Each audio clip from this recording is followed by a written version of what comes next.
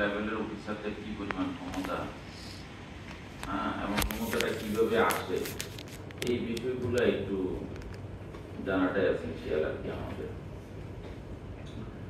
আমাদের এই টপিকটা, প্রথম টপিকটা থেকে আপনাদের প্রশ্ন থাকবে যে ট্রু অ্যান্ড ফলস। কি থাকবে? True and false. True false থাকবে, ঠিক আছে। আমি যেখানে একটু জোর দিয়ে বলবো ওই জায়গাগুলো একটু মাথায় রাখার চেষ্টা করবেন। সরকার যাদেরকে সরকারি অর্থ উত্তোলনের দায়িত্ব বা ক্ষমতা প্রদান করে তাদেরকে আইন কর্মকর্তা বলে, এবং যিনি উঠান ওনাকে আবার ব্যয় করার ক্ষমতা দেন, এই জন্য তাকে আইন এবং ব্যয় কর্মকর্তা বলা হয়। সাধারণত প্রধানই আইন ব্যয়ের দায়িত্বে থাকে। এটা হলো SR 95 এর দুষ্কৃত। SR কত? 95 সার্ভিস ফর 95, ঠিক আছে। অফিস, এই যে দেখেন, অফিস প্রধান একজন সেলফ এমপ্লয়িং অফিসার, তিনি নিজ বেতন গ্রহণ ছাড়াও অফিসের আনুষঙ্গিক যে প্রয়োজন, অনেক সময় মাস্টার রোলের বেতন, স্টেশনারি ক্রয়, ছোটখাটো যা আছে এগুলোর অর্থ কিন্তু উনি উত্তোলন করে থাকেন এবং ব্যয় করে থাকেন, ঠিক আছে। তাই তাকে ড্রয়িং অ্যান্ড ডিসবার্সিং অফিসার বলা হয়। আইন ব্যয়ন কর্মকর্তার উপর দায়িত্ব। কোনো অফিসে যদি অফিস প্রধান ছাড়া 2 বা ততোধিক কর্মকর্তা যদি না থাকে, তাহলে তাকে আইন ব্যয়নের কর্মকর্তার দায়িত্ব পালন করতে হবে। যেমন আপনি তো প্রিন্সিপাল ম্যাডাম মনে হয় নাকি? তো আপনার এখানে কি আছে অফিসার? আছে, নিচে আছে অফিসার কয়জন? নাই। এই ধরুন আপনি হলেন ড্রয়িং অ্যান্ড ডিসবার্সিং অফিসার, ঠিক আছে। কিন্তু তার অধীনে যদি 2 বা ততোধিক কর্মকর্তা থাকলে, যদি থাকতো ওনার আন্ডারে, তাহলে ট্রেজারি রুলসের প্রথম খণ্ডের SR 96 এর বিধান অনুসারে উনি এই ক্ষমতাটা আরেকজনকে হস্তান্তর করতে পারতেন। স্যার এটা কি স্যার ইচ্ছাকৃত ব্যবস্থা তো, নাকি সে অন্য একটা কাজে গেল তাই তার একজনকে দিয়ে গেল এরকম? হ্যাঁ, সেটা নিয়েই আসতেছে। উনি পারবেন না, মানে বিধান আছে দিতে পারবেন, কিন্তু দিতে গেলে ঊর্ধ্বতন কর্তৃপক্ষের, ঠিক আছে, ঊর্ধ্বতন কর্তৃপক্ষের অনুমোদন নিয়ে করতে হয়। তাই এই জন্য আবার দেখেন যে অফিসে অফিস প্রধান ছাড়া 2 বা ততোধিক গ্যাজেটেড কর্মকর্তা নেই, সেই অফিসের সীমিত কার্য সম্পাদনের জন্য একজন দুষ্ট নন গ্যাজেটেড কর্মকর্তাকে আইন ব্যয়নের দায়িত্ব অর্পণ করা যায়।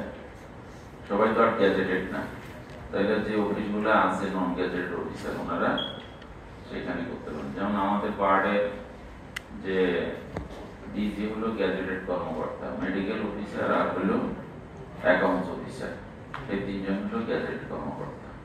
তো আমাদের ড্রয়িং অ্যান্ড ডিসবার্সিং অফিসারকে ডিজি স্যার, কিন্তু ডিজি আর আমরা যারা আছি সবাই হলো নন গ্যাজেটেড, কিন্তু ডিজির পক্ষে এই দায়িত্ব পালন করা সম্ভব না দেখে উনি পাওয়ারটা ডেলিগেট করছেন, নিচের দিকে একজনকে দিয়েছেন। কাকে দিয়েছেন?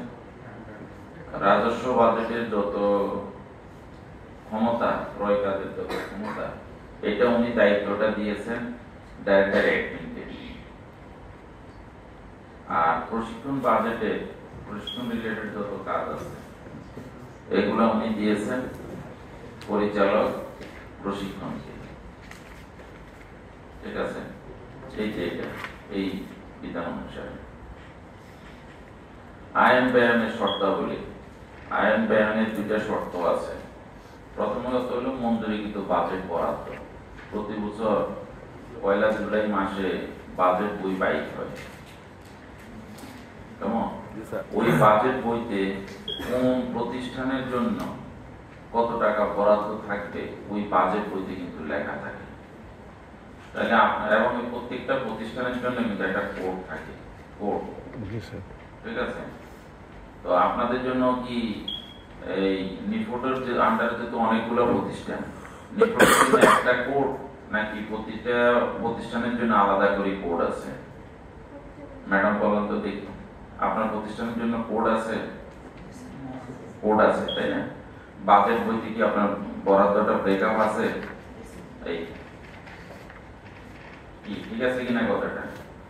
যদি নাও থাকতো, কোনো কোনো ক্ষেত্রে থাকে না, না থাকলে হয় কি মূল প্রতিষ্ঠানের যে কোড থাকে তার সাথে আরেকটা সাব কোড যোগ করে সাব প্রতিষ্ঠানের জন্য ওটা বরাদ্দ দিয়ে দেয়। তার আরেকটা যদি থাকে মূল প্রতিষ্ঠানের জন্য যদি থাকে 1000, তাহলে সাব প্রতিষ্ঠানের জন্য কত থাকবে? 1001 1002 1003 এইভাবে থাকবে আর কি। ঠিক আছে, যথাযথ কর্তৃপক্ষের মঞ্জুরি। আপনার বাজেট বইতে তো টাকা আছে, থাকলে কি আপনি খরচ শুরু করে দিতে পারেন? কি করেন? কর্তৃপক্ষের যথাযথ কর্তৃপক্ষের অনুমোদন। আপনার ঊর্ধ্বতন কর্তৃপক্ষের একটা অনুমোদন লাগে। ঠিক আছে, এই দুইটা জিনিস এখানে গুরুত্বপূর্ণ। সরকারের যে দায় পরিশোধের জন্য অর্থ উত্তোলন করা হবে উহা পরিশোধের জন্য মঞ্জুরি পত্রের প্রয়োজন। আচ্ছা, দেখো ব্যয়ামের শর্তাবলী। ব্যয়ের জন্য হলো যে প্রমাণ বা ইকুইডেন্সের মাধ্যমে পরিশোধ করা। আপনি যে ব্যয় করবেন তার একটা প্রমাণ থাকতে হবে, মানে বিল ভাউচার থাকতে হবে। কিসের কারণে, কোন বিলের এগেইনস্টে, কোন ক্রয় কাজের কারণে আপনি এটা ব্যয় করছেন, আপনার সেটা উল্লেখ থাকতে হবে এবং তার যথাযথ হিসাব বইতে লিপিবদ্ধ করা। আজকে ডেট ধরে বিল নাম্বার এত, কোন কাজের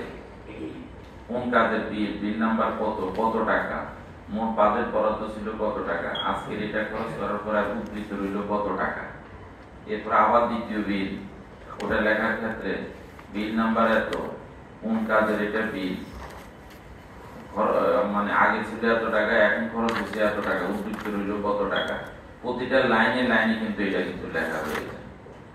হিসাব বইতে কিন্তু এইভাবে লিপিবদ্ধ করতে হয়। ব্যয়ের দুইটা শর্ত, যদি ব্যয়ের শর্ত না থাকতো তাহলে আমরা যারা ড্রয়িং এন্ড ডিসবার্সিং অফিসারের দায়িত্ব পালন করি, টাকা পয়সা দেখলে তো মানুষের লোক বাড়ি যাবে, এটাই স্বাভাবিক। বাড়ি গেছে অনেকের তো বেশি এরকম নিজের ইচ্ছা মতো টাকা টোকা উত্তোলন করিয়া লেছে, করে খরচ করিয়া লেছে, তাই না? নিজে পরে দুর্নীতি মামলাতে পড়ে গেছে গা, কেউ ইন্ডিয়া পালাই গেছে গা, যেমন টিকে হাওলাদার, তাই না? এরকম সুযোগ আছে, ইচ্ছা মতো টাকা টোকা উঠে এলেছে, এখন যাইয়া পরে জেলখানায় ঢুকে গেছে। তো এগুলা করা যাবে না। আমাদের সরকারি চাকরি, আমরা যারা ড্রয়িং ডিসবার্সিং অফিসারের দায়িত্ব পাবো, সিনিয়র হওয়ার সাথে সাথেই তো সবাই পাবে আর কি। এটা একটা আমানত সরকারের পক্ষ থেকে, এটা আমার কাছে আমানত, আমি আমানতের খেয়াল করতে পারি না, এটা ধর্মীয় দৃষ্টিকোণ থেকে। আর আপনি দায়িত্ব, ওটা হলো আপনার দায়িত্ব, তাহলে আপনি দায়িত্বের অবহেলা করলেন অথবা পাওয়ারের অ্যাবিউজ করলেন, হ্যাঁ, তখন এটার জন্য আপনাকে পেনাল্টি দিতে হবে। আইন ব্যয় কর্মকর্তার প্রধান দায়িত্ব কর্তব্য, কয়েকটা দায়িত্ব আছে। আইন ব্যয় কর্মকর্তা তার অধীনে ন্যস্ত ফান্ড ব্যয়ের ব্যাপারে দায়ী থাকবেন। প্রকৃত প্রাপ্যযোগ্য হবে ব্যক্তিকে অর্থ প্রদানের নিশ্চয়তা বিধান করা তার দায়িত্ব। ইয়ার 32 মানে ট্রেজারি রুলস এর 32 এর বিধান অনুসারে টাকাটা যে পাওয়ার কথা আপনি তাকেই টাকাটা দিবেন, একজনের টাকা আরেকজনকে দেওয়া যাবে না। এটা নিশ্চয়তা বিধান করে আপনার দায়িত্ব। ঠিক আছে, আপনি মনে করলেন যে এ নিল না, আরেকজন নিয়ে গেছে, তাতে আমার কি, আমি তো চেক করেই রাখছি। জি না, যার টাকা তাকে বুঝে দিতে হবে। উত্তোলনের সাথে সাথে প্রদানের প্রয়োজন না হলে ল্যাপস হয়ে যাবে, এই অজুহাতে আনুষঙ্গিক খাতের অর্থ উত্তোলন করা যাবে না। অনেকে ওই যে বাজেটে কিছু বরাদ্দ থাকে, আমরা এখানে কারা কারা ড্রয়িং ডিসবার্সিং অফিসারের দায়িত্ব আছেন, আমার একটু হাত তুলে দেখান তো, কয়জন আছেন আমি একটু দেখতে চাই। কারা কারা আছেন? 1 2 3 4, এখানে পেলাম 4 জন। এদিকে আছেন নি কেউ? নাই, ঠিক আছে, ভবিষ্যতে হয়তো পেয়ে যাবেন।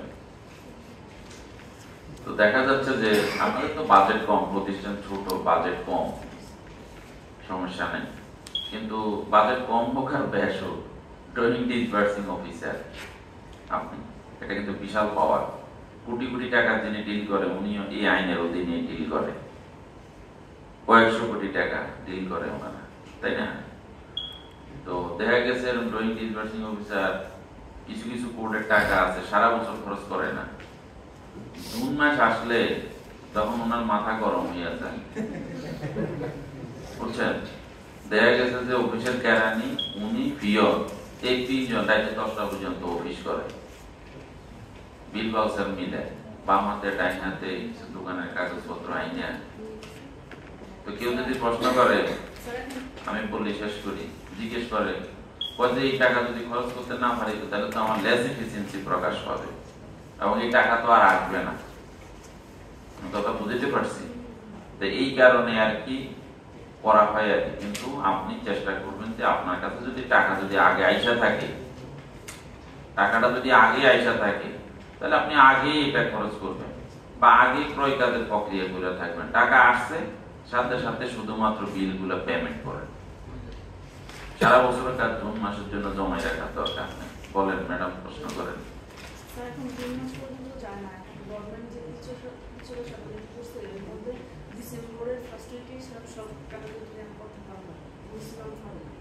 মানে ডিসেম্বর একটা ডিসেম্বরে শেষ করতে হয়।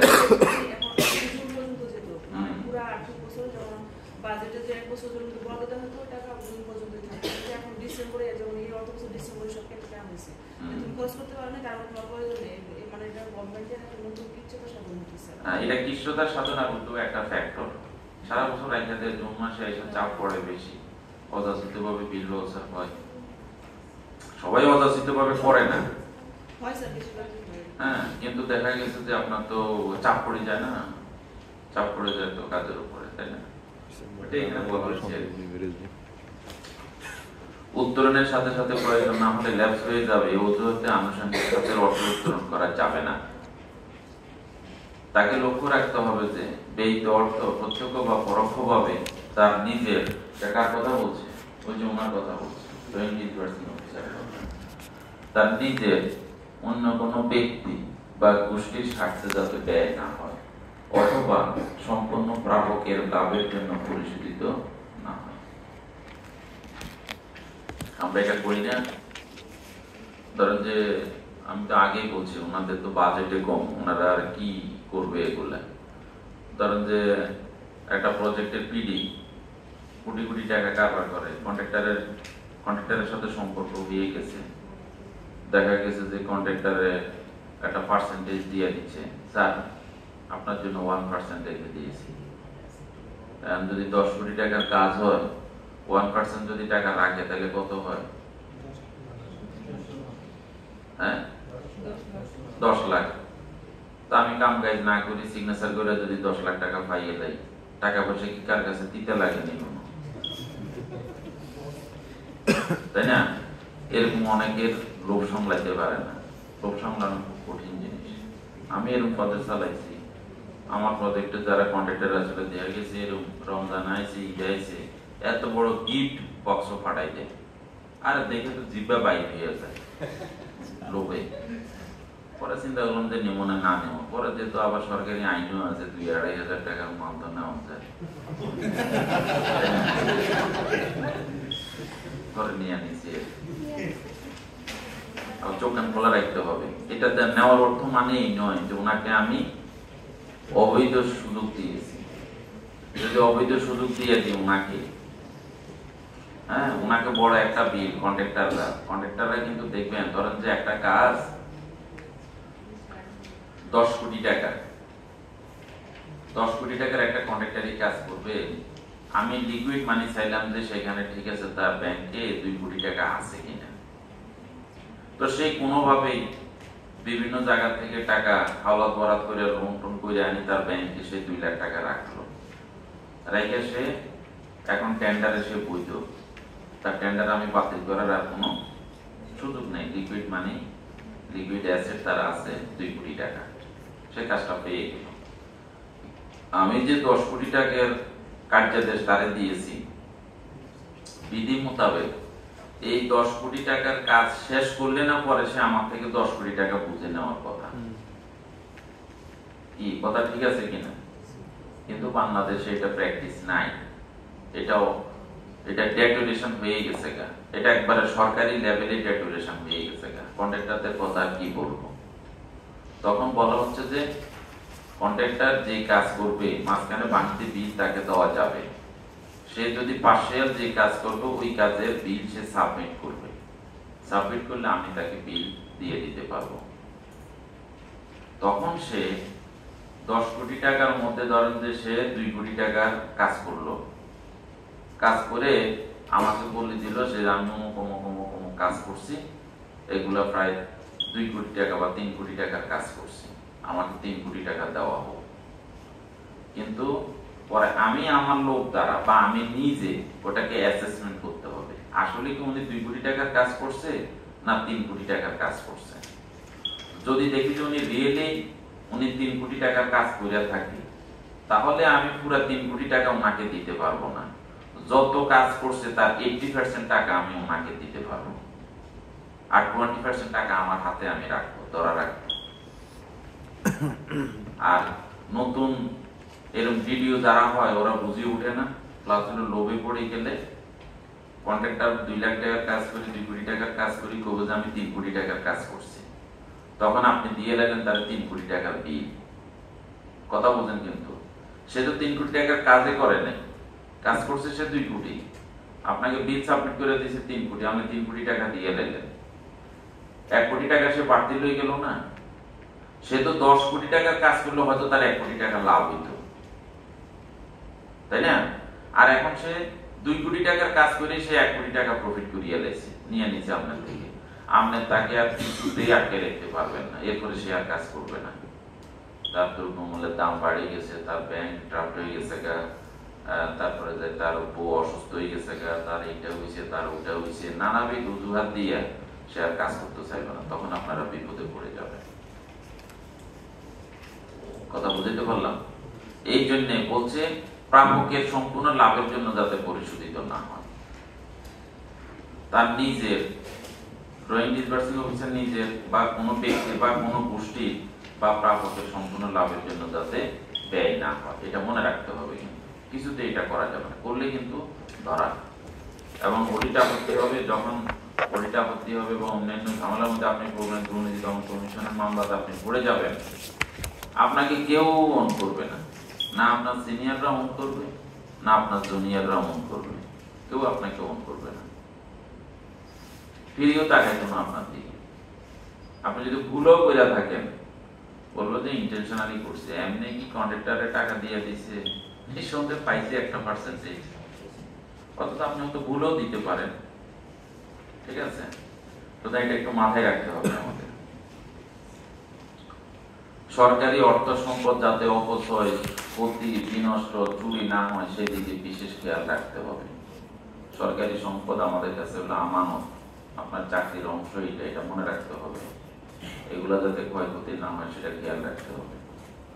ভুলভ্রান্তি ও অনিয়ম যাতে শোনেন, এগুলো হয় কি আপনার তো কথাগুলো সহজ মানে লিখে দিছে, বাস্তবে হতে এটা প্রয়োগ করাটা একটু কঠিন।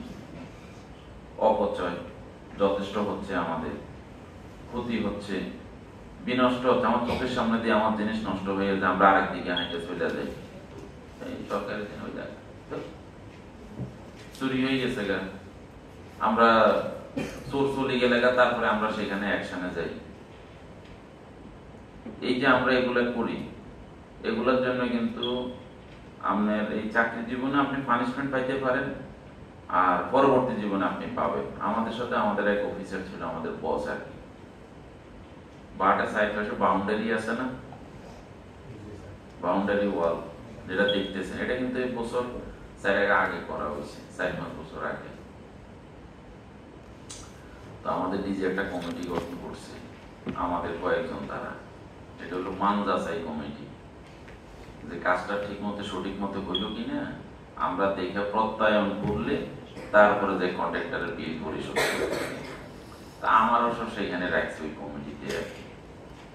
এরকম আমরা 4-5 জন আছে। তা আমি তো ধরেন যে আর বিল্ডিং এর হিসাব নিকাশ তো আমি এত বুঝি না, তাই না? আমি তো আর ইঞ্জিনিয়ার না, ইঞ্জিনিয়ারও আছে।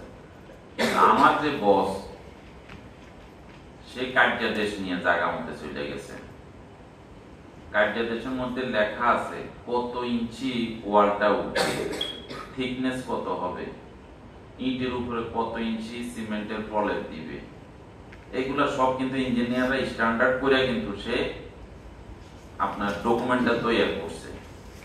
আমার স্যাররা যাইয়া সরজমিনে এটা মাপা শুরু করছে, যেখান দিয়ে মাপে এখান দিয়ে কম, যেখান দিয়ে মাপে এখান দিয়ে কম। কন্ট্রাক্টরও আছে সেখানে। এখন কন্ট্রাক্টরের হাতে কর্মচারীরা রহমানে গালি গালা শুরু করে দিছে, হারামি অগো চোর, এই সেই, তোদের কি আমি বেতন কম দিনই রেখে, তোরা কি লেগে আমার মান সম্মান নষ্ট করতেছ, ফ্যান হয়েছে ত্যান হয়েছে, মানে যা যা কর্মচারীদের উপর দিয়ে ইচ্ছা মতো গালি গালাজ মারতে আছে। হ্যাঁ, তা আমরা তো বুঝিয়ে লাইছি কাহিনী এরকম। তা আমার স্যার একটু শক্ত করে এরকম ধরছে, ধরে টরে মাফি টাফি করলো যে না আপনি ওই কর্মচারীদের গালি গালাজ করে না, যাই করে, আমার মাপে যতটুকু পাইছি অতটুকু বিলে আমরা দেব, আর নতুবা আপনি কাজ এটা আবার ঠিক করে করে দেন।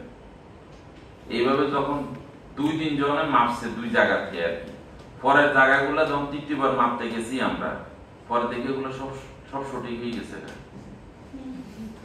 ওইখানে সেটা আর কোনো ভুল নেই।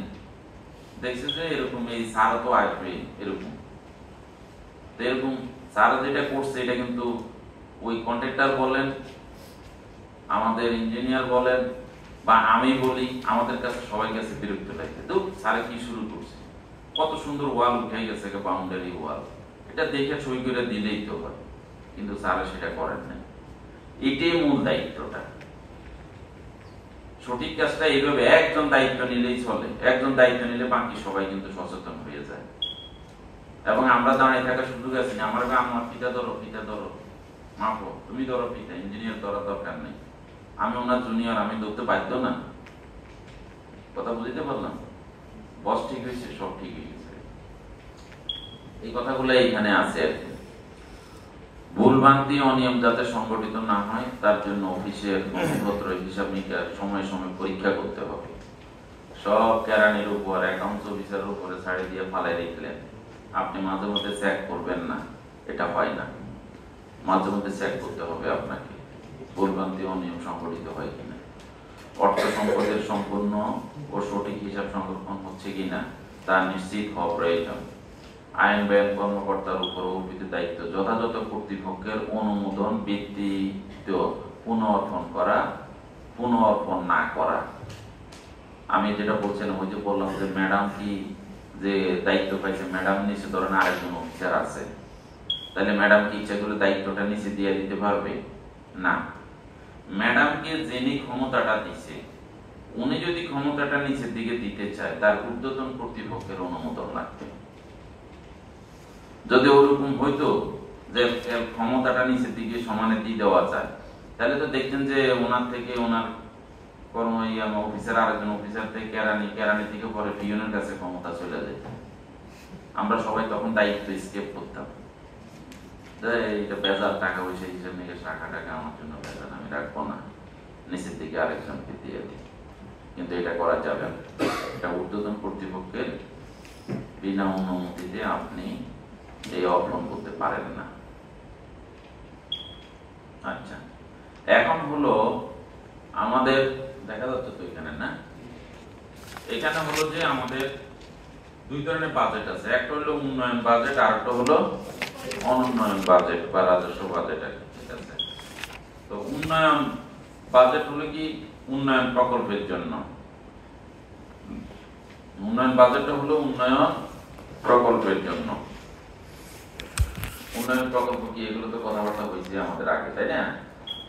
এই যে প্রকল্পের ফাইন্যান্সিয়াল যে ভ্যালু, তার উপর ভিত্তি করে প্রকল্পকে 3 ভাগে ভাগ করা হয়। কয় ভাগে? 3 ভাগে। 3 ভাগে। কি কি দেখেন, ক শ্রেণীর প্রকল্প, যে প্রকল্পগুলোর আর্থিক ভ্যালু 100 কোটি টাকার উপরে। খ শ্রেণীর প্রকল্প, যেটার আর্থিক ভ্যালু 50 কোটি থেকে 100 কোটি পর্যন্ত। আর গ শ্রেণীর প্রকল্প, এটা হলো 50 কোটি টাকার নিচে যেগুলা, এগুলোকে বলে গ শ্রেণীর প্রকল্প। এরকম আপনাদের বাকি কিন্তু আপনারা পিডি দায়িত্ব পেয়ে যেতে পারেন, অসম্ভবের কিছু না। এই যে আপনারা এখন আছে না যে প্রিন্সিপাল হয়েছেন, প্রিন্সিপাল হওয়ার পরে আপনাকে সেখানে ওই আপনার প্রতিষ্ঠানের জন্য নতুন একটা প্রকল্প পাস করাইলো, পাস করানোর পরে আপনাকে আবার পিটির দায়িত্ব দিয়ে দিবে, আপনাকে পিটির দায়িত্ব দিয়ে দিবে, তখন আপনাকে এই দায়িত্বটা পালন করতে হবে। ঠিক আছে?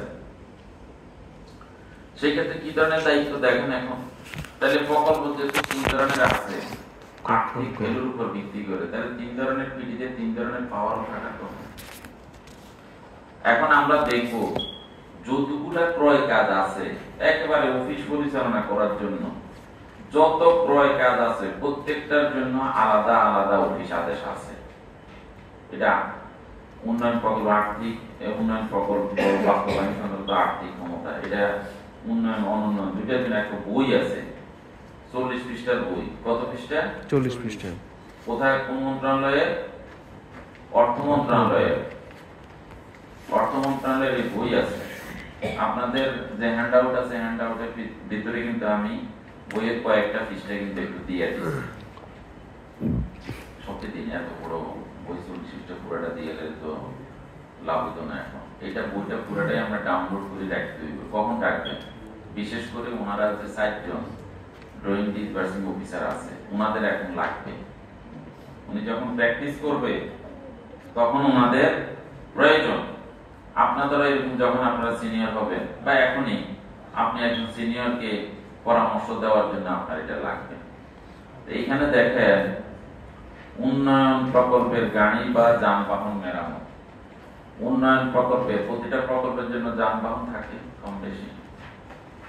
যানবাহন বছরের মধ্যে নষ্ট হইতে পারে, রাস্তার গর্তের মধ্যে পড়ে যেতে পারে, গাছের লগে বাড়ি খেতে পারে, গাড়িটা নষ্ট হইতে পারে না?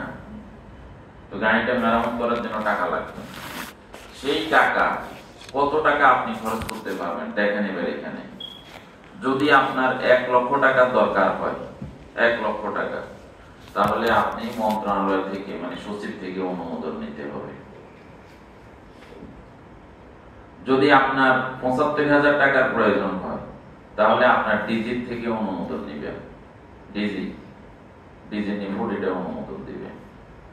যদি আপনার 50,000 টাকা দরকার হয় ক শ্রেণীর পিডি, তাহলে আপনি সরাসরি 50,000 টাকা খরচ করতে পারবেন, আপনার কারো কাছে যাওয়ার দরকার নেই। ঠিক আছে? খ শ্রেণীর পিডি, গ শ্রেণীর পিডি ওনাদের ক্ষেত্রে বলছে কলাম 5 এর অনুরূপ। অর্থ কি? কত টাকা? 50,000 টাকা। সবাই কি জিমানি আসতেছে নাকি? এগুলো ঠান্ডা আবহাওয়া, তাই না? এসি চলে। 2 নম্বরের রাতে তো ভালো করে ঘুম হয় না।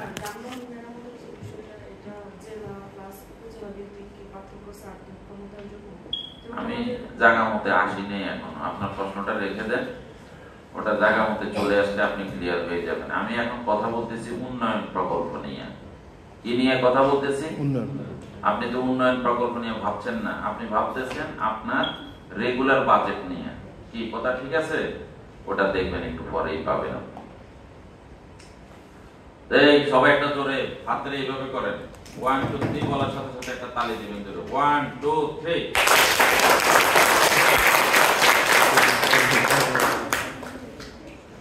কিছুটা জিমানি ভাব গেছে? জি স্যার। মাঝে মধ্যে একটু না দিলে জিমানি ভাব যায় না। আর এই মরার কথা, টাকা পয়সা হিসাব নিকাশ এগুলো এত শুনতে ভালো লাগে না। এটা ওই ওনাদের 4 জনের কাছে ভালো লাগে যে তোমার বাকিরা চিন্তা করতেছে আমি কবে ড্রয়িং ডিসবার্সিং অফিসার হবো, কবে এটা আমার কাজ হবে। স্যার হয়ে যাবে স্যার, তাই না? শীঘ্রই হয়ে যাবে। Very good. তাহলে এটা গেল একটা। কেমন? আরেকটা বলি এখানে 3 নাম্বার পয়েন্ট, মনিহারি দ্রব্যাদি ক্রয়। মনিহারি দ্রব্যাদি ক্রয়। মনিহারি মালামাল কোনটা? Stationery sir. স্টেশনারি, কাগজ, কলম, পেপার, এটা সেটা রেগুলার যেটা অফিসে লাগে।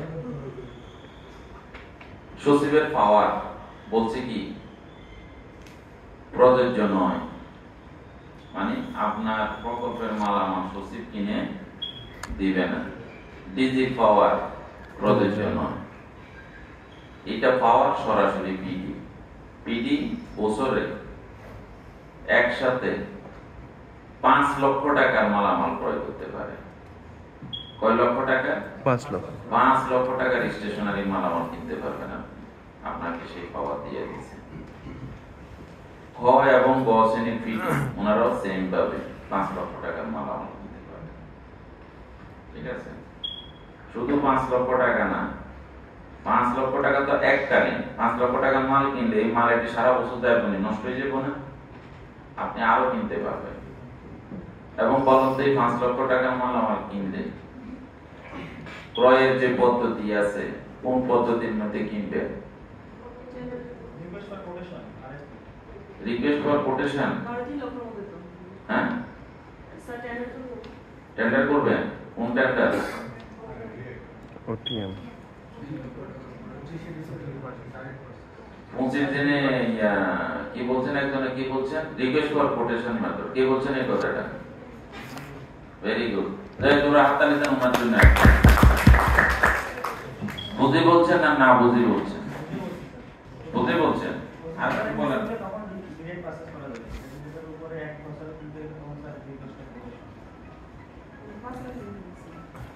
জানিস অনেকটা ক্লাসে আছে।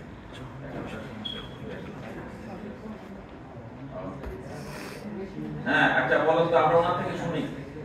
যেহেতু আর কেউ বলতে পারেন না, উনি বলছে, নিঃসন্দেহে ওনার ভালো অভিজ্ঞতা আছে। একটু দাঁড়ান, কষ্ট করে দাঁড়ান, একটু অন্যদের ঘুমো যায়।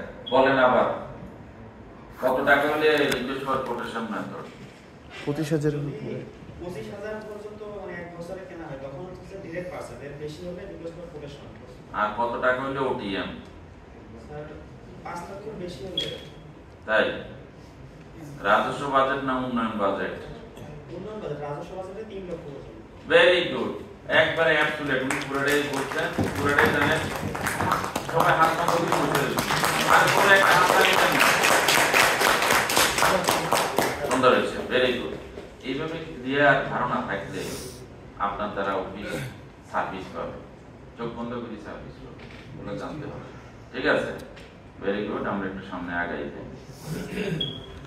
আরো অনেক কিছু আছে, এগুলো প্রতি লাইনে লাইনে আমি পড়তেছি না, দুইটা পড়লাম আর একটা পড়ে শেষ করে দেব। মোটরসাইকেল ক্রয়, সচিবের পূর্ণ পাওয়ার, ডিজির পূর্ণ পাওয়ার। ক শ্রেণীর পিডি যিনি, উনি বছরে 5 লাখ টাকার মোটরসাইকেল কিনতে পারবেন। খ শ্রেণীর পিডি যিনি, উনি 3 লাখ টাকার মোটরসাইকেল কিনবেন। গ শ্রেণীর পিডি যিনি, উনি 2 লাখ টাকার মোটরসাইকেল কিনবেন। 2 লাখ টাকা দিয়ে একটা মোটরসাইকেল পাওয়া যাবে, কিন্তু গ শ্রেণীর একটা প্রকল্পের মধ্যেও তো 10-15টা মোটরসাইকেল থাকে। তাহলে উনি 2 লাখ টাকা দিয়ে একটা মোটরসাইকেল কিনবেন অফিসের জন্য, না 10টা মোটরসাইকেল কিনবেন বছরের প্রথমে? বলেন। ওনার পাওয়ার আছে 2 লাখ, উনি কি করবেন? কনফিউজড হয়ে গেছে? কনফিউজড হওয়ার কিছু নেই। মোটরসাইকেল গুলো কেন দিছে? অফিসের প্রয়োজনেই তো দিছে। তা আপনি যদি অফিসের বছরের প্রথমে না কিনেন, তাহলে এগুলা পরে কিনে কি লাভ হবে? কিনতে হবে প্রকল্পের শুরুতে বা বছরের শুরুতে কিনতে হবে। সেই ক্ষেত্রে কি করতে হবে?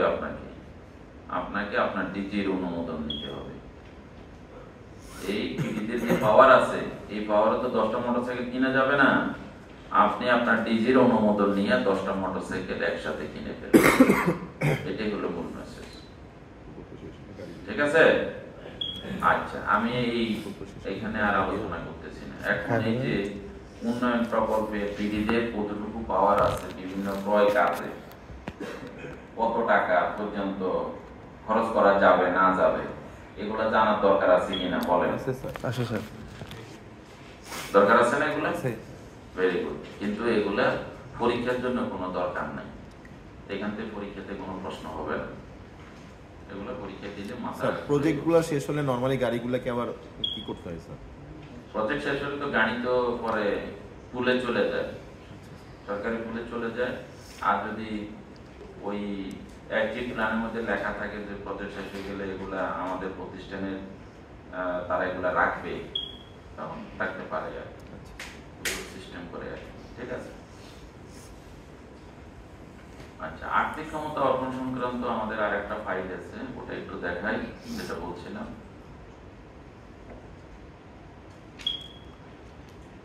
এটা আপনাদের বইতেও আছে, দিয়ে দিছি আমি, আর্থিক সমতা অর্পণ 2020, কেমন? ওই বইয়ে 2020 বা বইতে যতটুকু আছে প্রথম 5 পৃষ্ঠায়, কয় পৃষ্ঠায়? 5 পৃষ্ঠা। প্রথম 5 পৃষ্ঠা পড়তে হবে। কেন পড়তে হবে? পরীক্ষার জন্য। পরীক্ষার জন্য প্রথম 5 পৃষ্ঠা পড়তে হবে, ঠিক আছে? এর মধ্যে দেখেন এই যে সফট কপিটা তো আছে এখানে, আমার যে ফোল্ডার আছে ফোল্ডারের ভিতরে সমস্ত ফাইলগুলো আছে, আপনারা নিয়ে নিতে পারেন। এই যে আমি একটু হলুদ দাগ দিয়ে রাখছি, এই পয়েন্টগুলো যদি একটু কষ্ট করে পড়েন তাহলে আপনারা 10-এ 10 পাই যাবেন। যেমন মনে করেন যে এই যে মন্ত্রণালয় বিভাগের দায়িত্বপ্রাপ্ত সচিব বা সিনিয়র সচিব তার মন্ত্রণালয় বিভাগ বা সংযুক্ত দপ্তরের নিয়োজিত মঞ্জুরি ব্যয় থেকে যে ব্যয় নির্বাহ করেন এই জন্য তাকে প্রধান হিসাবদানকারী কর্মকর্তা বা প্রিন্সিপাল অ্যাকাউন্টিং অফিসারের দায়িত্ব পালন করবেন। এখন আমি যদি প্রশ্ন করি মন্ত্রণালয়ের প্রিন্সিপাল অ্যাকাউন্টিং অফিসার কে, মন্ত্রী না সচিব? সচিব। প্রশ্ন আসবে এইভাবে, কথা বুঝতে পারলাম? আপনি যদি বলেন যে সচিব মন্ত্রী তাহলে হবে না, বলতে হবে সচিব।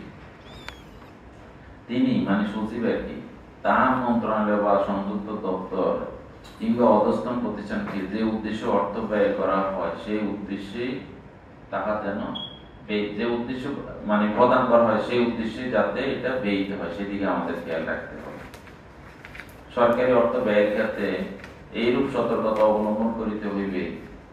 সাধারণ বিচক্ষণ সম্পন্ন একজন ব্যক্তি তার নিজস্ব অর্থ ব্যয়ের ক্ষেত্রে করিয়া থাকেন। যেমন এখানে ম্যাডামরা আছেন, অনেকে ম্যাডামরা শাড়ি কিনেন না, এবার ঈদের শাড়ি কিনবেন না? কিনবে অবশ্যই, সবাই শুরু হয়ে গেছে। কিনবে তো অবশ্যই স্যার। আরে আলমারি কয়টা পড়ছে? দুইটাতে পুরি গেছে, আরো চাকরির জীবনটার সাথে আরো 2টা আলমারি করতে হইব নাকি?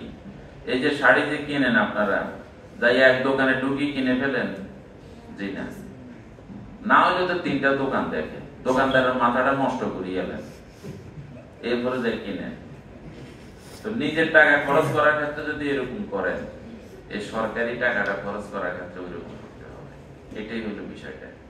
সরকারি টাকা বলে আমনে সরকারি মাল দরিয়াও মেডাল এই কাজ করা যাবে না, ঠিক আছে? বাজেটের বিভিন্ন কোডের বিপরীতে বরাদ্দকৃত অর্থের মধ্যে যেন প্রকৃত ব্যয় সীমাবদ্ধ থাকে, কোড অনুসারে বরাদ্দ থাকে। যে কোডে যত টাকা বরাদ্দ আপনি অত টাকার মধ্যে খরচ করবেন জুন পর্যন্ত, বাড়তি কোনো ব্যয় করবেন না। অর্থ বিভাগের পূর্ব সম্মতি ব্যতি রেখে সম্পূরক মঞ্জুরি পাওয়া যাইবে এই মর্মে কোনো অর্থ ব্যয় করা যাবে না। আপনি মনে করতেছেন যে আমি সম্পূরক বাজেট নিয়ে আসবো, এখন আমি খরচ করিয়ে এলাই, এটা করা যাবে না। সকল প্রকার প্রাপ্তিও ব্যয় যেন সঠিক কোডে শ্রেণীবিন্যাস পূর্বক হিসাবভুক্ত করা হয়। তারপরে যে অডিট আপত্তি সমূহ দ্রুত নিষ্পত্তির লক্ষ্যে প্রয়োজনীয় ব্যবস্থা গ্রহণ করিতে হবে ড্রয়িং ডিসবার্সিং অফিসারকে। কেমন? আপনি থাকতে অডিট আপত্তি হয়েছে, আপনি চলে গেলেন, আরেকজন সেই দায়িত্বটা নিত না, পরে কিন্তু আপনি শেষ বয়সে চাকরিতে যাওয়ার সময় এটা ব্যক্তিগত লাইবিলিটি হিসেবে চলে আসবে, আসলে তখন আপনার পেনশন আটকে যাবে। এটা এই জন্য চাকরিতে থাকা অবস্থায় অডিট আপত্তি সমূহ দ্রুত নিষ্পত্তি করতে হবে। যেমন আমার যে প্রজেক্ট চালাইছি, আমার প্রজেক্টে 2টো অডিট আপত্তি ছিল। এই যে গত সপ্তাহে গত রোববারে আমাদের অডিট টিম আসছিল, তা আমরা বসে দ্বিপাক্ষিক মিটিং সিটিং করে কাগজ কলম ডকুমেন্ট দিয়ে প্রমাণ করতে পারছি যে আমার এটা অডিট আপত্তি হওয়ার যোগ্য না, ভুলভাবে হয়েছে, এখন এটাকে আপনি নিষ্পত্তি করেন। নিষ্পত্তি করে দিয়ে গেছেন। ওনারা উঠে যেতে চাইছেন, আমি বললাম যে উঠে যেতে লাভ হবে না, আপনি উঠে যাবেন, ত্রিভাগীয় সভা হবে, সংসদে যাবে, আলটিমেটলি আমার এটা নিষ্পত্তি হবে, কারণ আমার পক্ষে এভিডেন্স আছে, আমার পক্ষে এভিডেন্স আছে। আপনি হয়তো ঘুরাইতে পারবেন, কিন্তু এটা তো আমার এফিসিয়েন্সি লস হয়ে যাবে, কাইন্ডলি এগুলো শেষ করে দিয়ে যান। পরে শেষ করে দিয়ে গেছে। আচ্ছা, কি যেমন একটা অডিট আপত্তি ধরছে যে রাজস্ব বাজেটের টাকা আমি ঋণ কার্যক্রমে ব্যবহার করেছি। হ্যাঁ, তো ঋণ কার্যক্রমে যে ব্যবহার করেছি তো ঋণ কার্যক্রম আমার বার্ডের ম্যান্ডেট, আমরা ঋণ কার্যক্রম করতে হবে। আমাকে ডিজি বরাদ্দ দিয়েছে, আমি কি টাকাটা ছিঁড়ে নিয়ে আসিনি? কোনো ডিজি বরাদ্দ দিয়েছে দেখে আমি ঋণ দিছি এবং গ্রামের মানুষের ঋণ দিছি, তার এভিডেন্স আছে। বলে যে এটা অর্থ মানে কি আত্মসাৎ না কি একটা লেখছে এরকম, ওই ধরনের তো কোনো সুযোগ নাই। এই যে আমার কাছে এভিডেন্স আছে। আপনি সুফলভোগীদের সাথে কথা বলেন যে তারা ঋণটা পাইছে কিনা, তাদের মোবাইল নাম্বার আছে, এভরিথিং ডকুমেন্ট দিয়ে দেওয়ার পরে দেয়, তখন বললো যে না ঠিক আছে ওকে, তখন শেষ করে। কিন্তু 1 বছর ঘুরছে, কিন্তু এটা 1 বছর মন্ত্রণালয়ের পাহাড়ে কিন্তু ঘুরছে। আমিও জানি যে যখন দিয়ে গেছে অডিট আপত্তি, তারা 1-1.5 বছর ঘুরবে, ঘুরাইয়া তারপরে যে শেষ করবো। কারণ আমি তো প্রজেক্ট ডিল করছি, আমি তো জানি আগের প্রজেক্টে এরকম আমার অডিট আপত্তি ছিল 10-12টা। ঠিক আছে, তো কিছু কিছু অডিট আপত্তি, যেমন আরেকটা অডিট আপত্তি আছে আমাদের, আমরা ভ্যাট কর্তন কম করছি ক্লায়েন্ট থেকে ভ্যাট কর্তন কম করছি। আমরা যত টাকা ভ্যাট আসে তার থেকে 78,000 টাকা আমরা কম কর্তন করছি। এখন ওই ক্লায়েন্ট তো আর নাই, শেষ, গন কেস। ওই ক্লায়েন্টের সাথে আমাদের আর কোনো সম্পর্ক নাই। কিন্তু অডিট অফিসার এটা বলছে যে এই টাকা আপনারা দিয়ে হইলেও এটাকে নিষ্পত্তি করতে হবে। এটা আমাদের দেখার বিষয় না আপনি কোত্থেকে টাকা আনলেন। ওই টাকা সরকারি কোষাগারে জমা দেওয়া না দেওয়া পর্যন্ত এই অডিট আপত্তি নিষ্পত্তি হবে না। এবার বুঝছেন তো, এই 78,000 টাকা কিন্তু আমরা এখন বস্তার দাম লাগবো, মানে আমাদের বার্ডের অফিসার। এখন আমরা অন্য যে কোনো ভাবে হোক টাকাটা ম্যানেজ করে ব্যাটের কোর্টে টাকাটা জমা দিয়ে তারপর ওনাদেরকে বলবো যে আমরা টাকাটা জমা দিয়ে দিছি, তারপর অডিট আপত্তিটা শেষ হবে। নতুবা এটার জন্য DG, ADG, director admin, accounts officer প্রত্যেকে এটার জন্য দায়ী হবে। তো প্রত্যেকের এরকম ওই যে ওই পেনশন নিতে গেলে শেষ বয়সে যাইয়া ধরা খেব। এই জন্য আমরা বলছি ঠিক আছে ওকে আমরা এটা দিয়ে দেবো, দিয়ে আমরা এটা শেষ করবো।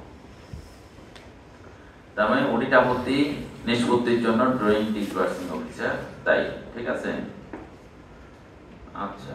তারপরে মন্ত্রণালয় বিভাগসমূহ আর্থিক ক্ষমতার মধ্যে যতটুকু সঙ্গত বিবেচনা করিবে তার দপ্তর বা অধস্তন অফিস সমূহকে ততটুকু ক্ষমতা অর্পণ করিতে পারিবে। প্রত্যেক অর্থ বছরের শুরুতে বার্ষিক ক্রয় পরিকল্পনা প্রণয়ন পূর্বক ক্রয়কারী প্রতিষ্ঠান head of the procuring entity প্রতিষ্ঠান প্রদানের অনুমতিটা নিয়ে এটা করতে হবে। এবং এটা আগে ছিল অনুমোদন নেওয়া, নিয়ে এটা ফাইলের মধ্যে রেখে দেওয়া। যেমন আমাদের কিছু ক্রয় কাজ হয়েছে, আমরা হেড অফ প্রকিউরিং এন্টিটির অনুমোদন নিই নাই, অডিট আপত্তি হয়েছে। পরে ব্যাক ডেটে আরেকটা ফাইল ফুট আপ দিয়ে ওনার অনুমোদন নিয়ে ফাইলের মধ্যে রেখে অডিটরে বলছি যে এটা যে যথাযথ কর্তৃপক্ষের অনুমোদন নেওয়া হয়েছিল, ভুলবশত অডিট আপত্তি অডিট চলাকালীন সময় এটা প্রদর্শন করা হয়নি। যেহেতু কপিটা পাওয়া গিয়েছে, আমাদের যেহেতু এটা অনুমোদন আছে, সুতরাং অডিট আপত্তিটি নিষ্পত্তি করা যেতে পারে। আসল কথা নতুন করে সম্পূর্ণরূপে বানাইছি, এটা বানাই টিজের অনুমোদন নিয়ে দেওয়ার কারণে আপত্তিটা নিষ্পত্তি হয়েছে। এখন ওরা দড়িয়ে লাইছে, অডিট অধিদপ্তর দড়িয়ে লাইছে যে আমরা এটা কাজ করি, আমরা এটা পরে অনুমোদন নিই। এখন বলছে যে প্রতি বছরেরটা প্রতি বছরের ওয়েবসাইটে প্রকাশ করতে হইব। এখন প্রতি বছরের এর প্রকিউরমেন্ট প্ল্যানটা বানাইয়া ওয়েবসাইটে প্রকাশ করতে হয়। ব্যক্তিগত যে অডিট আপত্তি, মানে আমার প্রিভিয়াস কোনো স্যার অনেক আগে হয়তো বিআর চলে যাবে, অনেক প্রতিষ্ঠান আছে, তো অডিট আপত্তি মানে এই প্রতিষ্ঠানে সেক্ষেত্রে চিঠি আসলে তো প্রতিষ্ঠান প্রধান যে থেকে তাকে এটা ফেস করতে হবে, তাহলে কি তার মানে সেটা তখন কিভাবে ফেস করতে হবে? এটা নিয়ম হলো এটা হলো কার্টিসি আর কি, চেয়ার সেটাকে দায়িত্ব নিবে আর কি। ধরেন যে আপনি বারবার করে দায়িত্ব নেওয়ার পরও এটা সলভ হচ্ছে না, এটা আপনার আগের কোনো বস থাকতে এটা করে গেছে আর কি, তাই না? তো অডিটে তো একটা নির্দিষ্ট টাইম পরে যাইয়া আমাদের দ্বিপাক্ষীয় মানে এটা শেষ চূড়ান্ত হইয়া এটা শেষ হইল না, মানে অডিট অধিদপ্তর আর আমরা মিলে এটা শেষ করতে পারলাম না, তখন এটা ত্রিপক্ষীয় অডিটে যায়। ত্রিপক্ষীয় মানে অধিদপ্তর, মন্ত্রণালয় এবং আমি, এই ত্রিপক্ষীয় মিটিং বসে। ত্রিপক্ষীয় মিটিংও তখন এটা সমাধান হইল না, তারপর এটা সংসদীয় কমিটিতে যায়।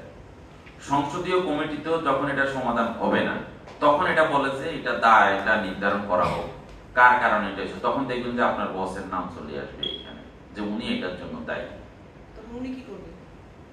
তখন ওনার তখন দায় নির্ধারণ করলো, তখন উনি জরিমানা দিতে বাধ্য, উনি তখন জরিমানা দিতে বাধ্য হন। এই কারণে আর কি এগুলো যতটুকু সম্ভব আগে আগে শেষ করতে হবে। তবে আমরা যারা চেয়ারে থাকবো আমরা চেষ্টা করবো যে আমাদের সিনিয়র আগে যিনি চলে গেছে ওনাকে বেশি একটা বিপদে যাতে না ফালাই আর কি, নিজেরাই এটা শিখি, কারণ এটা একটা সিস্টেম কার্টেসি। হ্যাঁ, ওনার থাকতে এটা উল্টা দিয়েছে ভুলবশত, এখন আমি কাগজপত্র দিয়ে জবাব দিয়ে এটাকে সলভ করার চেষ্টা করবো।